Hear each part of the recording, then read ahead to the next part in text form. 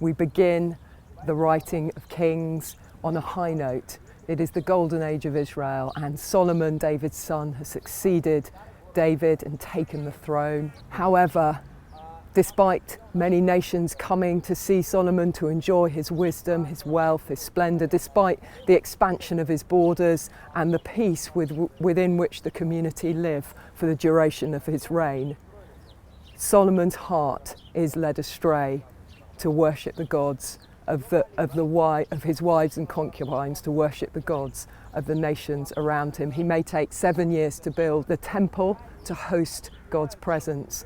He takes 13 years to build a palace for himself, and he also builds a palace for Pharaoh's daughter, one of his wives.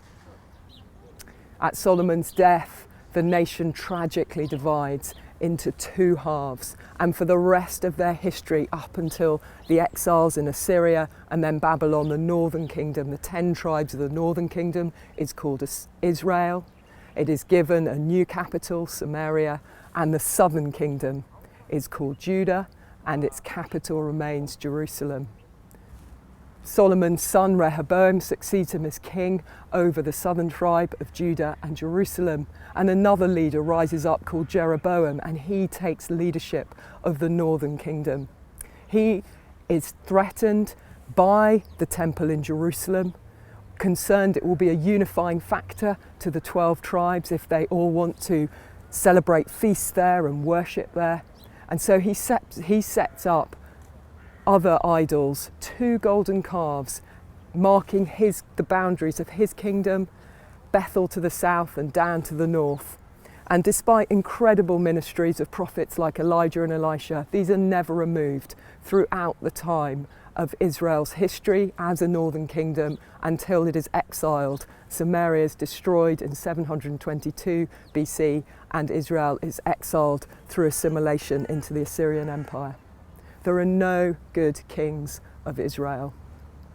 However, there are prophets, as we've just heard about Elijah and Elisha, and there are some writing prophets too.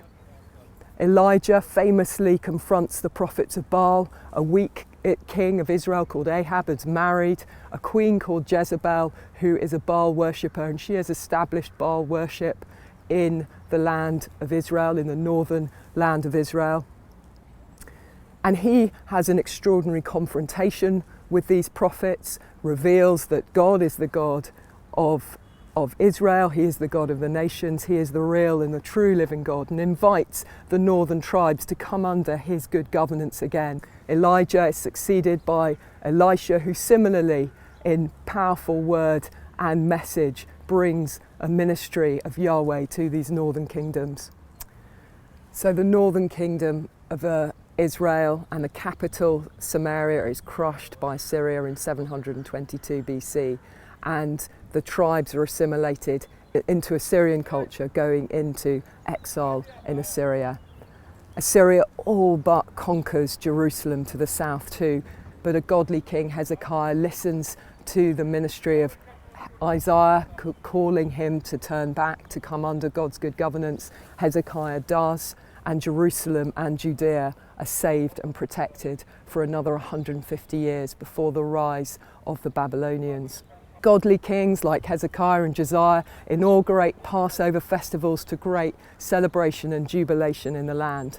However, the cycle of the human condition continues, and there are ungodly kings too, culminating in the evil Manasseh, who sacrificed children to the god Molech in the fire outside Jerusalem.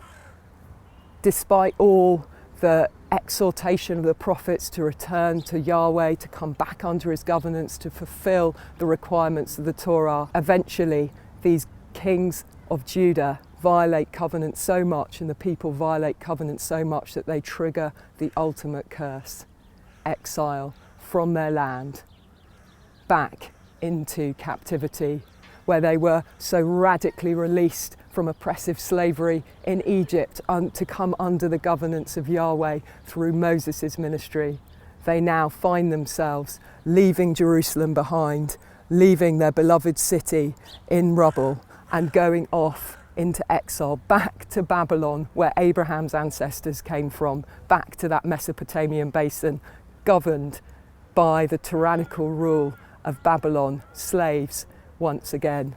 The writer of the Kings is telling the people who are in exile, when he writes his account in no uncertain terms, why they're in exile. God gave you a covenant at Sinai. He promised blessings of protection, provision and identity if you said yes to agreeing with that covenant, if you came into that very intimate relationship akin to a marriage ceremony, triggering that final, ultimate covenant curse for violating, flagrantly, continually violating God's covenant requirements. Judah leaves Jerusalem behind and goes off into exile in Babylon because of her sin.